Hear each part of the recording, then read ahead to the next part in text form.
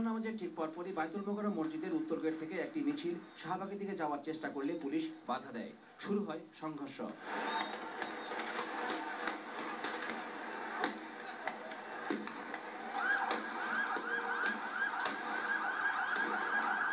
মিছিলটি মৎস্য ভবন এলাকায় পৌঁছালে জায়গাটি রণক্ষেত্রে পরিণত হয়।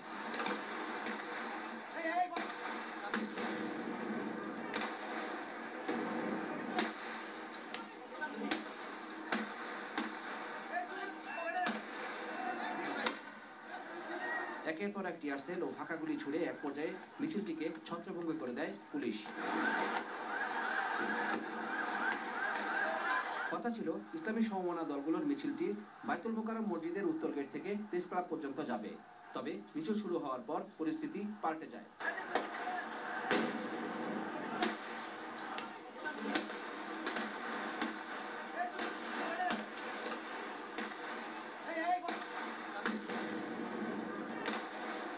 এ সময় মিছিলকারীরা মূল সড়ক ছেড়ে পল্টন এলাকার অলিগলিতে অবস্থান নেয়।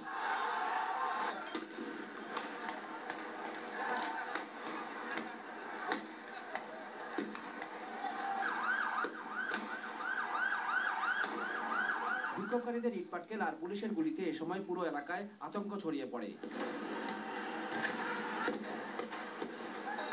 গণমাধ্যম কর্মীরাও আত্মরক্ষায় মাটিতে শুয়ে পড়েও শেষ পর্যন্ত রক্ষা পায়নি। এভাবে সংঘর্ষ চলতে থাকে প্রায় 2 ঘন্টা।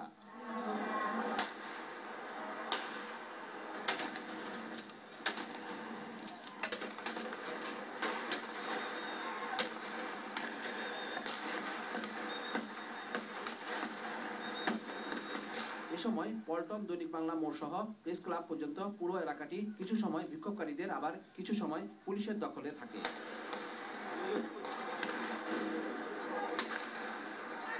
শেষ পর্যন্ত বিক্ষোভকারীরা বাইতুল মোকাররম মসজিদে অবস্থান নিয়ে স্লোগান দিতে থাকে ও ইটপাটকেল ছোড়ে।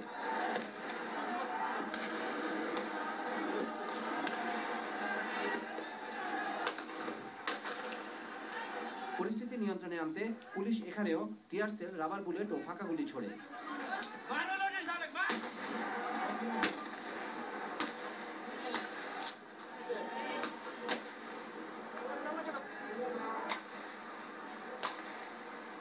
আটক হয় অর্ধশত। ইসলাম ও মহানবীর প্রতি কটূক্তির প্রতিবাদে শুক্রবার জুমার নামাজের পর রাজধানী সহ সারা দেশের মসজিদ প্রাঙ্গণ থেকে বিক্ষোভ মিছিল বের করার কর্মসূচি দেয় ধর্মভিত্তিক বিভিন্ন রাজনৈতিক দল ও সংগঠন। দিদার চৌধুরী, এনটিভি নিউজ, ঢাকা।